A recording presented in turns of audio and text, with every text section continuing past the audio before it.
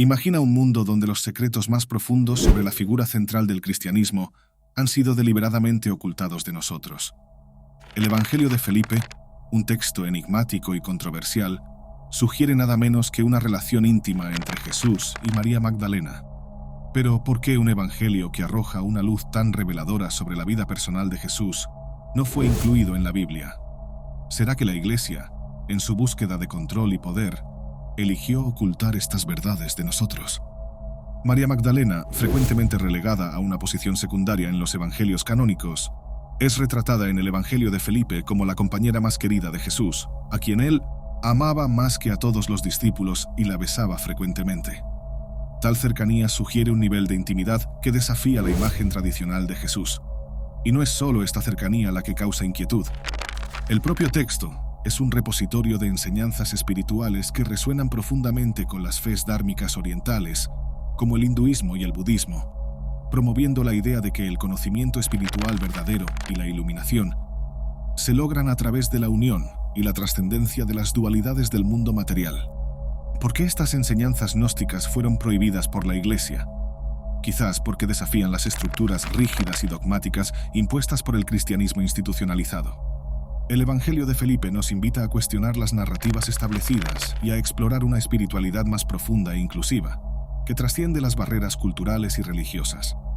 Este conocimiento, que ha sido escondido por milenios, puede finalmente ser redescubierto, abriendo camino para una nueva comprensión de la divinidad y del propósito humano. Es hora de desvelar estos misterios ocultos y traer a la luz las verdades que han sido deliberadamente mantenidas en las sombras. Conocerán la verdad y la verdad los hará libres.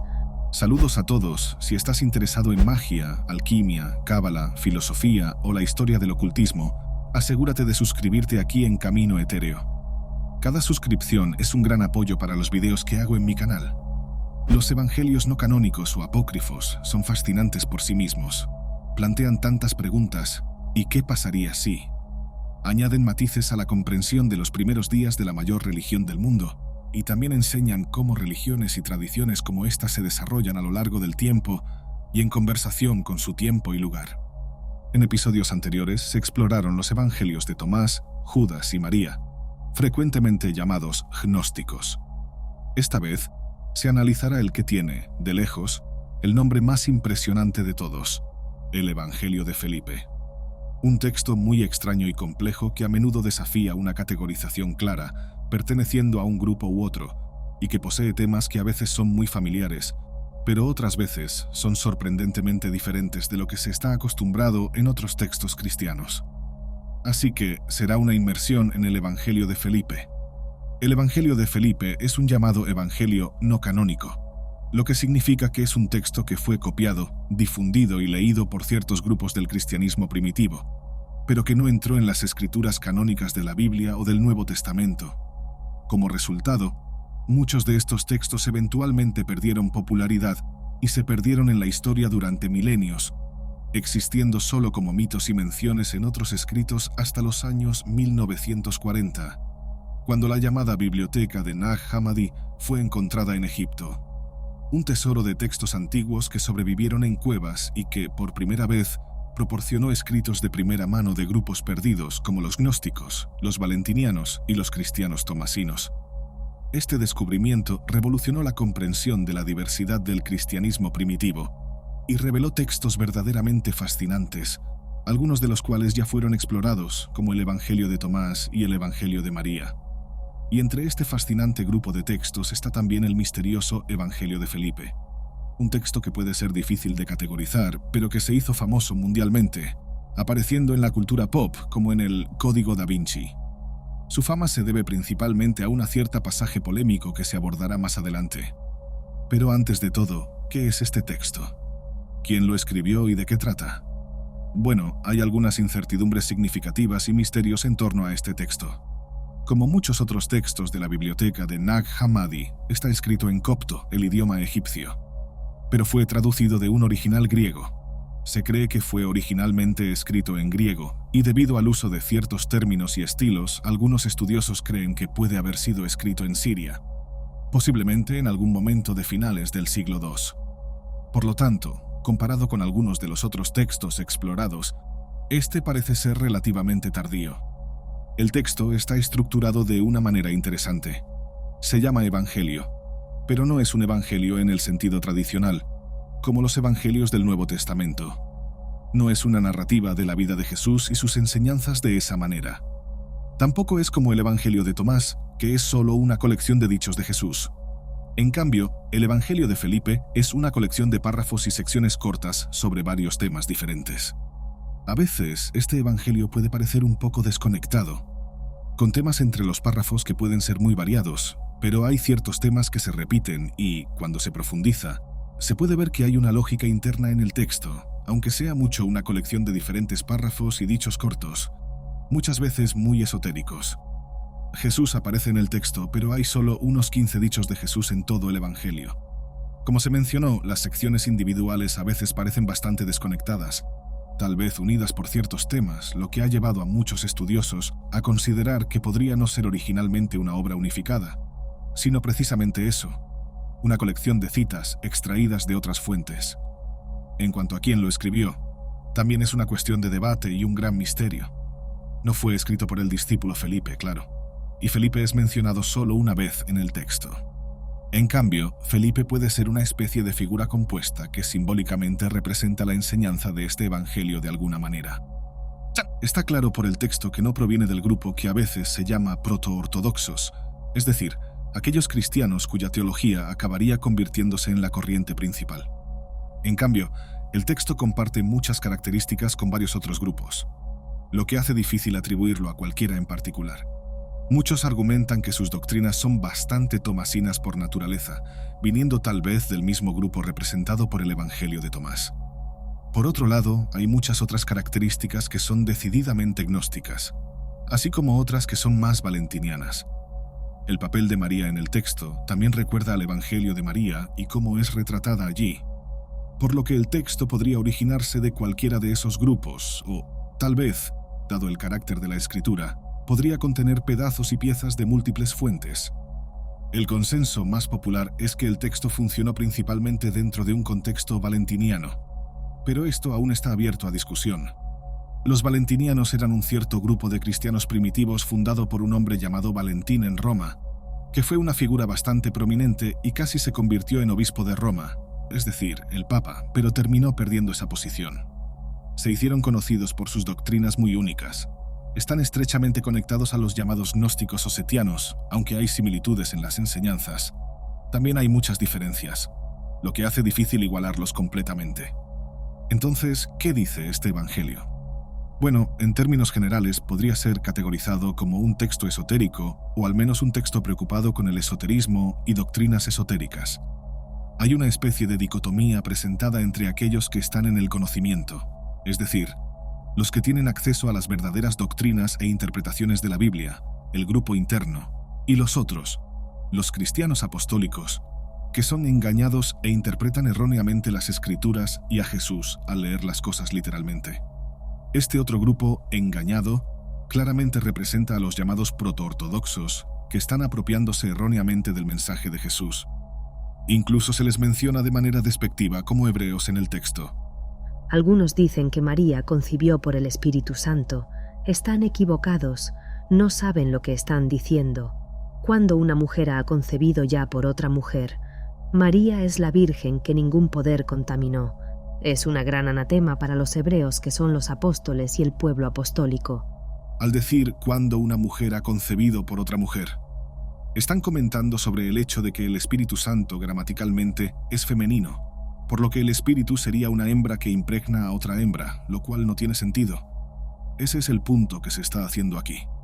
Esto ya indica para qué tipo de personas estaba dirigido el texto, uno de los grupos de cristianos de la época que estaban preocupados con la gnosis o el verdadero conocimiento como el camino para la salvación.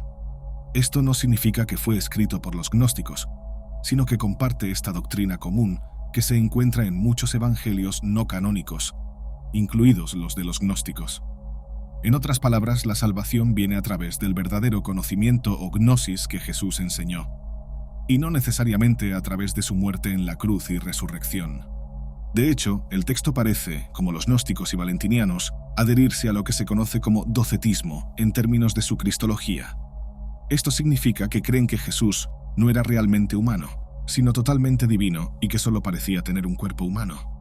Jesús tomó a todos subrepticiamente, pues no apareció como era, sino que apareció como alguien que no podía ser visto. Para cada uno, Él apareció como podían verlo. Apareció ante los grandes como grande, ante los pequeños como pequeño, ante los ángeles como un ángel y ante los humanos como un humano. Esto también significa que la muerte y el sufrimiento en la cruz no desempeñan un papel importante en esta teología como lo harían en el cristianismo tradicional. En cambio, al igual que en el Evangelio de Tomás o en el de María y en los evangelios gnósticos, todo gira en torno al conocimiento de la gnosis. Aquel que tiene el conocimiento de la verdad es libre, pero la persona libre no peca, pues aquel que peca es esclavo del pecado. El conocimiento es el camino hacia la salvación, que es el conocimiento de nuestros verdaderos yoes, y en ese autoconocimiento, llegar a estar unidos no solo al yo superior, sino a Cristo y al propio divino. Madeleine Scopello dice: Uno de los temas principales del Evangelio de Felipe es la reunificación del alma y el espíritu en una unión celestial que realiza la identificación del alma con su verdadero yo. Este tema de unión es recurrente en el texto y está siempre en conversación con una especie de dualidad inherente que recorre todo el texto. En primer lugar, parecen haber referencias a la cosmología dualista característica de los gnósticos. En otras palabras, hay una distinción clara entre el mundo material físico y el mundo divino espiritual, referido por los setianos como el pleroma o plenitud. De hecho, el mundo físico y el cuerpo son vistos como algo muy sucio y maligno, una especie de prisión de la que se necesita escapar. Este es un tema abarcador en muchas de estas escuelas, a veces referidas como gnósticas, incluyendo a los setianos, los marcionitas y los valentinianos, aunque también hay matices y diferencias entre ellos respecto a esto. Esta cosmología tiene un relato dramático sobre el verdadero Dios oculto, llamado Espíritu Invisible por los setianos y Padre por los valentinianos, del cual emanan varios eones o eternidades, principios divinos que representan diferentes atributos como sabiduría, logos, verdad, etc. En algún momento, sin embargo, uno de esos eones, generalmente llamado Sofía, sabiduría, concibió en secreto otro tipo de ser por su cuenta, que se convirtió en una criatura deformada que fue expulsada del pleroma divino. Este ser ignorante, a veces maligno o, al menos implacablemente justo, es referido con nombres como Demiurgo, que significa artesano, Yaldabaoth o Saklas, y él es el creador del mundo físico, junto con sus arcontes o gobernantes. En otras palabras, el mundo físico en el que vivimos no fue creado por el verdadero Dios, sino por esta divinidad ignorante que, por supuesto, creó un mundo imperfecto y maligno del cual debemos escapar. Esto también es identificado como el Dios de la Biblia hebrea o Antiguo Testamento, que da los 10 mandamientos a Moisés y así sucesivamente. Se encuentran vestigios claros de estas doctrinas en el Evangelio de Felipe, por ejemplo. El mundo surgió por un error, pues aquel que lo creó quería crearlo imperecedero e inmortal, fracasó y no logró su objetivo, pues la imperecibilidad del mundo nunca se concretó y la imperecibilidad de aquel que hizo el mundo no existía. Claramente refiriéndose al demiurgo y su creación imperfecta. Pero también hay en el texto otra especie de dualidad, a saber, las oposiciones inherentes en el mundo que crean tensión y conflicto. Esta dualidad es tal vez representada principalmente en el texto a través de la imagen de lo masculino y lo femenino. Si la mujer no se hubiera separado del hombre, ella no habría muerto con el hombre. Su separación se convirtió en el inicio de la muerte. Por esta razón, Cristo vino para corregir la división que ocurrió desde el principio y unir a los dos nuevamente para que aquellos que murieron en la división puedan tener vida y unirse. El mundo está lleno de tales oposiciones y dualidades, no solo masculino y femenino, sino bien y mal, arriba y abajo, dentro y fuera, etc. El humano perfecto, el principio de la humanidad que existe en el pleroma, era andrógino y es solo en este mundo donde el humano está separado en masculino y femenino. Esta reunión de masculino y femenino también se refiere probablemente a una reunión de alma y espíritu, psique y neuma en griego, a su estado original de unión en el verdadero yo divino del humano. Al mismo tiempo, esto puede también ser una referencia, o ciertamente parece estar conectado a la idea común en la cosmología gnóstica de que los eones divinos en el pleroma son generalmente concebidos como existiendo en pares masculino-femenino. Pero así como en muchos otros textos llamados gnósticos, si es que este puede ser llamado así, hay un énfasis en la fealdad de este mundo, la prisión de la cual se debe escapar, diferente de los otros cristianos que interpretan las Escrituras literalmente y entienden mal el mensaje de Cristo y la naturaleza del mundo. La verdadera comunidad conoce las verdades esotéricas y busca escapar del mundo y del cuerpo, vistiéndose con un cuerpo de luz y viviendo una existencia espiritual. Este mundo es un devorador de cadáveres. Todas las cosas que son comidas mueren. La verdad es un devorador de vida. Por esa razón, ninguno de aquellos que son alimentados por la verdad morirá. Jesús vino de ese lugar y trajo nutrición de allí para aquellos que deseaban. Él dio vida para que no murieran. Como se mencionó, esto se logra a través de las enseñanzas de Jesús, especialmente las verdaderas enseñanzas esotéricas conferidas a personas seleccionadas y que implican una especie de unión de dualidades, y en última instancia, una unión con lo propio divino. Estas dualidades mencionadas, masculino y femenino, psique y pneuma, deben ser unidas nuevamente. Mientras la unión habita en este mundo como masculino y femenino, el lugar que es fuerte y débil en el todo, la imagen de la unión es diferente, aunque se refiera a ellos por estos nombres. Pero los otros existen. Ellos son exaltados sobre todo nombre que es nombrado y son exaltados sobre los poderosos, pues donde hay fuerza, allí habitan aquellos elegidos para el poder. Ellos no son cosas diferentes, sino ambos son una sola cosa. Esta conversación sobre la reunión de los opuestos es uno de los temas recurrentes en el texto y, a veces, asume una imagen romántica e incluso erótica. De hecho, siguiendo estos temas de unión masculino y femenino, uno de los términos y conceptos más característicos en el texto es la idea de matrimonio y del llamado cuarto nupcial. Pero la mujer se une al hombre en el cuarto nupcial. Aquellos que se han unido en el cuarto nupcial no serán más separados. Estas referencias han intrigado a los estudiosos. ¿Qué significa este cuarto nupcial? ¿Es algún tipo de lenguaje simbólico para algún tipo de unión con lo divino? ¿O se refiere a algo más práctico? ¿Algún tipo de ritual? De hecho, uno de los aspectos más destacados de este texto es que parece mencionar algún tipo de secuencia de sacramentos, incluso como algún tipo de ritual o rituales de alguna forma. Ahora, realmente no se sabe nada sobre los rituales gnósticos o valentinianos, cómo los valentinianos practicaban su tipo de cristianismo, pero en este texto parece haber una mención de alguna secuencia de rituales. El Señor hizo todo en un misterio, un bautismo, una crisma, una eucaristía, una redención y un cuarto nupcial.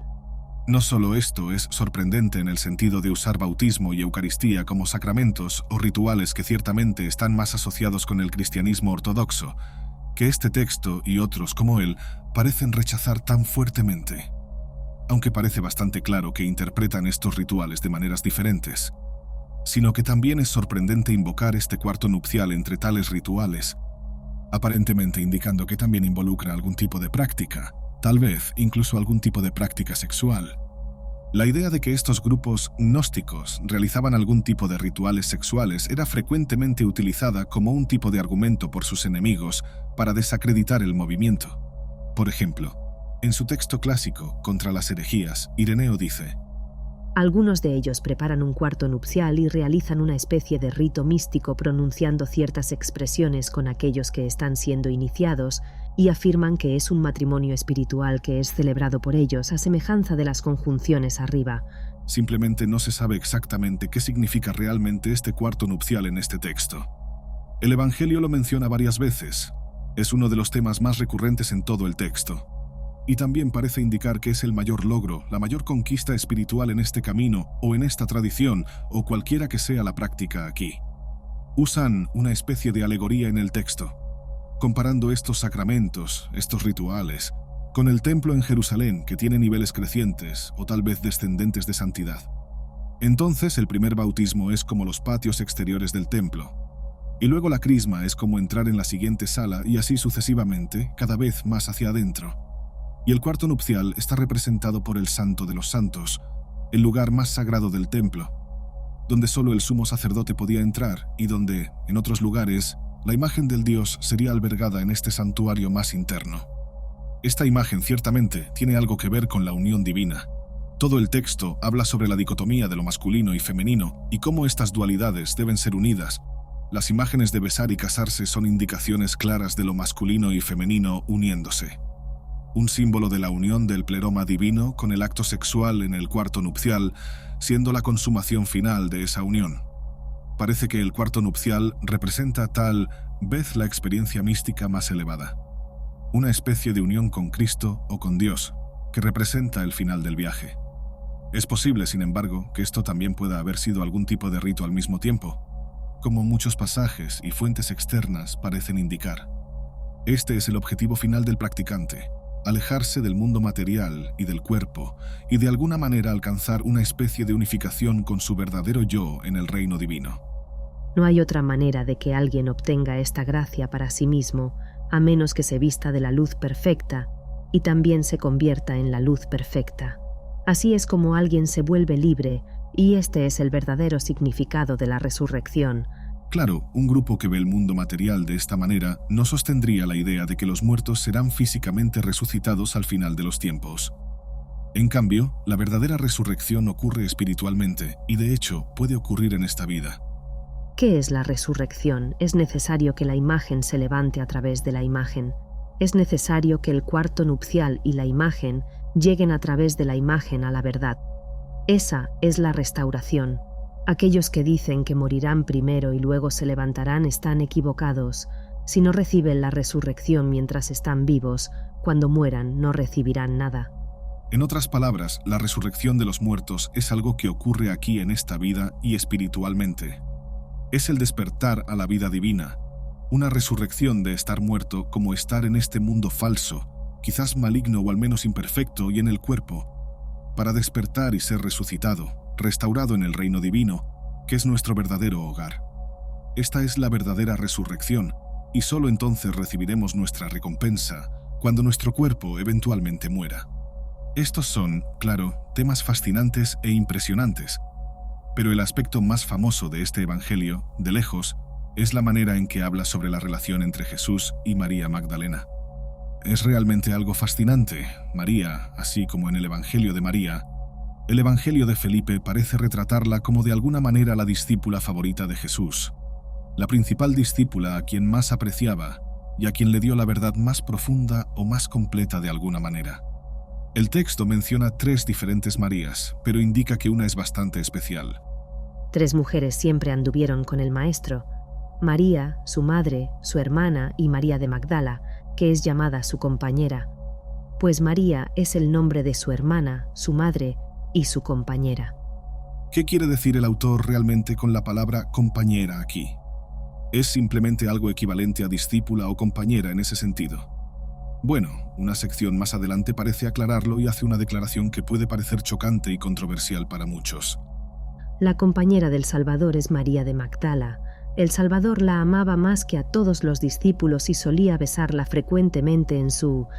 Y aquí se tiene quizás una de las lagunas más frustrantes de la historia. La última palabra de esta frase está faltando, por lo que no se sabe dónde Jesús solía besarla. Muchos, incluyendo a Marvin Meyer, han optado por traducir esto como besarla frecuentemente en la boca. Y esta se ha convertido en una interpretación bastante popular, lo cual sería bastante impresionante si fuera verdad. Junto con el resto del pasaje que indica que ella era su compañera y que él la amaba más que a los otros discípulos, parece para muchos indicar que Jesús y María Magdalena tenían algún tipo de relación romántica. Ahora, dejando de lado la teología cristiana tradicional, esto es claro y totalmente plausible. Un hombre judío de esa edad sería esperado que estuviera casado. De hecho, sería extraño para alguien así no estar casado en esa época. Pero teniendo en cuenta la teología y cristología cristiana, esto es claro y bastante problemático de varias maneras diferentes. Incluso dentro de una teología valentiniana o gnóstica interna, no tiene mucho sentido, dado que ellos sostienen la visión docética de que Jesús no era realmente humano. Otros han traducido la pasaje de manera diferente, como besándola en la mano o en la frente, pero dadas las frases que la preceden, aún así plantea una cuestión bastante impresionante sobre su relación. Entonces, ¿cómo se debe interpretar? Bueno, esto intriga a los verdaderos estudiosos en el tema, así que no se debe pretender saber mejor que ellos, claro. Pero creo que vale la pena considerar el contexto más amplio del texto y sus temas. Como hemos visto, encontramos el tema recurrente de besar, matrimonio y el cuarto nupcial como símbolos de ascensión divina y símbolos de la verdad divina. Parece ciertamente que estos pasajes indican que María Magdalena tenía un papel especial entre los discípulos como la principal que heredó las verdaderas enseñanzas de Jesús, lo cual, como se ha dicho, es un tema también en el Evangelio de María. Y, aunque dejando la posibilidad de que Jesús y ella tuvieran una relación romántica totalmente abierta como posibilidad, es probable que se pueda leer este pasaje de manera simbólica también. De hecho, en otro pasaje dice: La gente es nutrida por la promesa del lugar celestial. Si fueran laguna, de la boca de la cual viene la palabra, serían nutridos de la boca y serían perfectos. Los perfectos conciben y dan a luz a través de un beso. Es por eso que también nos besamos, concebimos por la gracia dentro de cada uno. Aquí hay una indicación clara, para mí al menos, de que las verdaderas enseñanzas de las que habla el Evangelio son concebidas o transmitidas, tal vez, de alguna manera, a través de un tipo de beso sagrado. Con esto en mente, es bastante plausible que el pasaje que habla sobre Jesús besando a María, posiblemente en la boca, también puede ser una indicación o una manera simbólica de decir que él le confirió un conocimiento especial o gnosis, especialmente considerando que ella supuestamente era su favorita entre los discípulos. Ahora, el Evangelio de Felipe es fascinante por varias razones. Al analizarlo, podemos ver que muchas de sus enseñanzas son sorprendentemente similares a las de las religiones orientales, como el hinduismo y el budismo. En el Evangelio de Felipe encontramos ideas como la divinidad del alma humana, la ley del karma, que afirma que nuestras acciones afectan nuestro futuro, y la importancia de desapegarse del mundo material para alcanzar la salvación. Estas ideas son muy parecidas a los principios de las fes dármicas orientales. Por ejemplo, en el hinduismo se cree que el alma humana, Atman, es parte de la realidad última, Brahman, lo cual es similar a la idea de que el alma humana es parte de la divinidad en el Evangelio de Felipe. Estas conexiones muestran que las enseñanzas espirituales pueden tener mucho en común, incluso si provienen de diferentes partes del mundo. Esto nos lleva a reflexionar sobre cómo las diferentes tradiciones pueden conectarse y enriquecer nuestra comprensión de la espiritualidad. Vamos ahora a explorar más detalladamente estos paralelos y entender cómo las enseñanzas de los evangelios cristianos no canónicos se asemejan a las de las fes dármicas orientales. En el Evangelio de Felipe hay versos que reflejan estos conceptos. Por ejemplo, un esclavo solo puede esperar volverse libre. Un esclavo no puede esperar heredar la propiedad de su maestro. Sin embargo, un hijo no es solo un hijo, sino también un copropietario de la propiedad de su padre. Esto sugiere que el alma humana es parte de la realidad última, siendo copropietaria de la divinidad. Otro verso interesante es: aquellos que heredan lo perecedero pertenecen a lo perecedero y así heredan lo perecedero. Aquellos que heredan lo imperecedero son imperecederos, volviéndose dueños tanto de lo imperecedero como de lo perecedero. Las personas de lo perecedero no heredan nada porque ¿qué puede heredar un perecedero? Si aquel que deja el cuerpo hereda la vida verdadera, esto significa que tal persona no está muerta, sino que vivirá. Este verso habla sobre la distinción entre el mundo material, que es ilusorio, Maya, y la realidad última, Brahman. Aquellos que trascienden lo perecedero y entienden lo imperecedero dominan ambos. Otro verso dice: un pagano no muere porque esa persona realmente nunca vivió, entonces no hay sentido en hablar sobre la muerte de un pagano, pero aquellos que aceptaron la verdad comienzan a vivir y hay peligro de morir para ellos porque viven. Aquí, pagano se refiere a aquellos que no entienden la universalidad de la conciencia. Aceptar la verdad significa vivir verdaderamente, pero también enfrentar la muerte del ego. Otro ejemplo es: el invierno es el terreno, pero el verano es otro. Vamos a sembrar en la tierra en invierno para que podamos cosechar la cosecha en verano. Esto puede interpretarse como una referencia al karma. Las acciones que se siembran en esta vida afectan la cosecha en el más allá. También está el verso: luz y oscuridad, vida y muerte, derecha e izquierda son hermanos uno del otro. Son inseparables. Por eso ni el bien es bueno, ni el mal es malo, ni la vida es vida, ni la muerte es muerte. Por esta razón, cada uno se disolverá en su origen primario, pero aquellos que son exaltados sobre el mundo son indisolubles y eternos. Para el iluminado, las dualidades no hacen diferencia. La verdadera conciencia trasciende estas divisiones.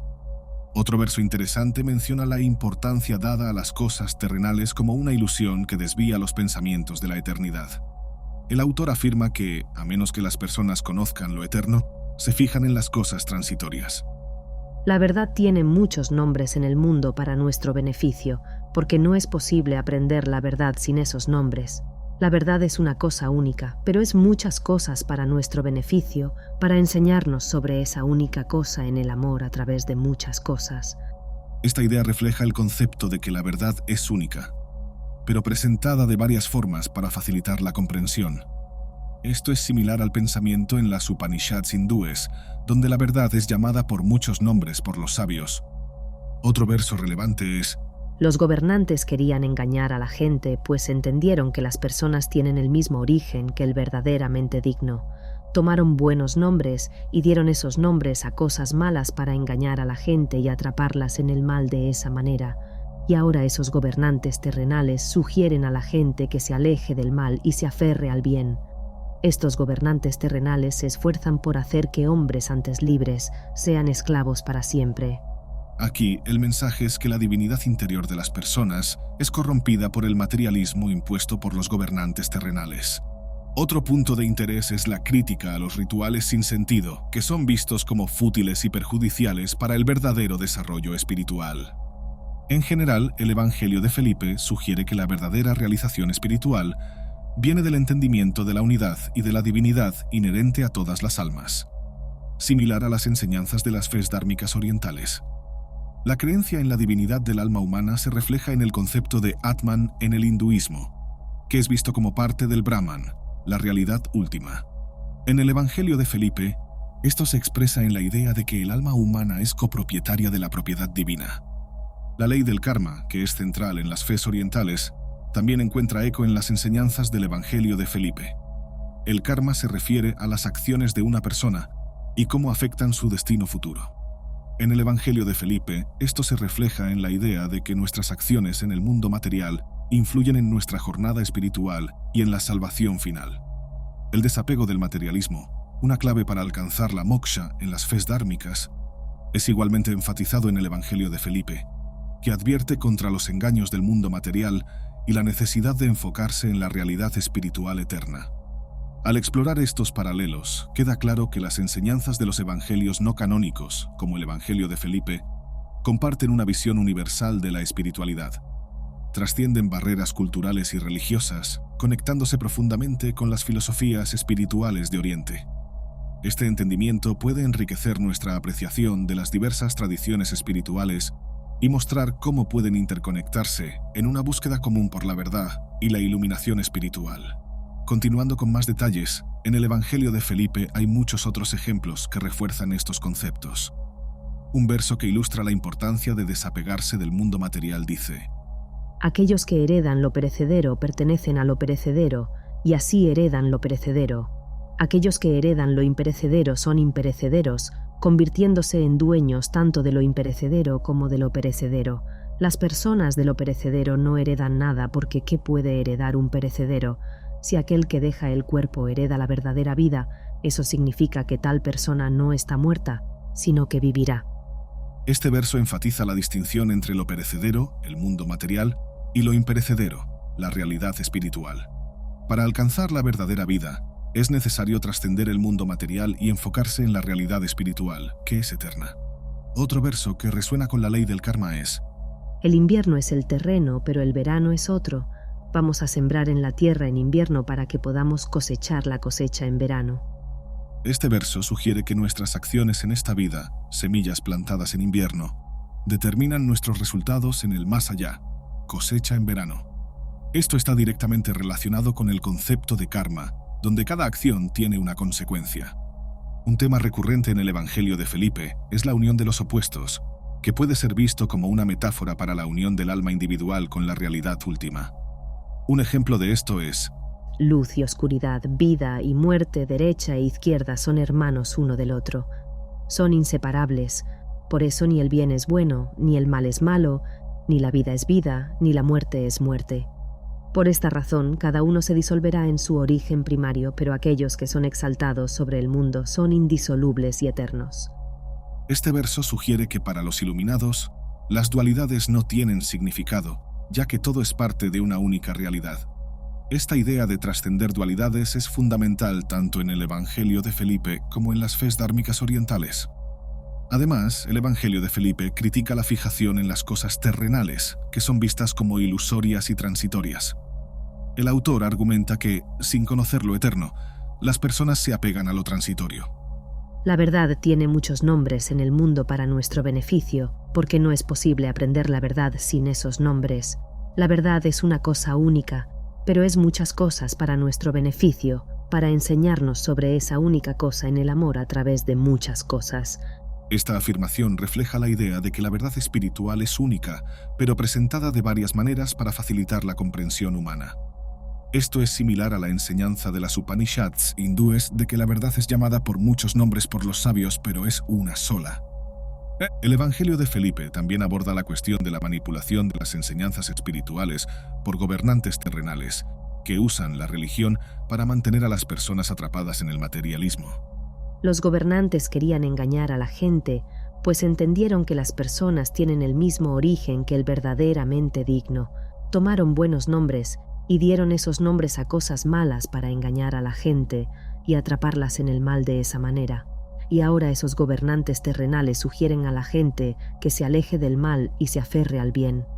Estos gobernantes terrenales se esfuerzan por hacer que hombres antes libres sean esclavos para siempre. Aquí el mensaje es claro. Los gobernantes terrenales intentan corromper la divinidad interior de las personas, manteniéndolas atrapadas en el mundo material. Este es un concepto gnóstico que ve el mundo material como una creación de un demiurgo imperfecto. Un tema que también se alinea con algunas interpretaciones de las fes orientales sobre el mundo ilusorio. El Evangelio de Felipe también cuestiona la eficacia de los rituales religiosos tradicionales, sugiriendo que son fútiles si no conducen al verdadero entendimiento espiritual.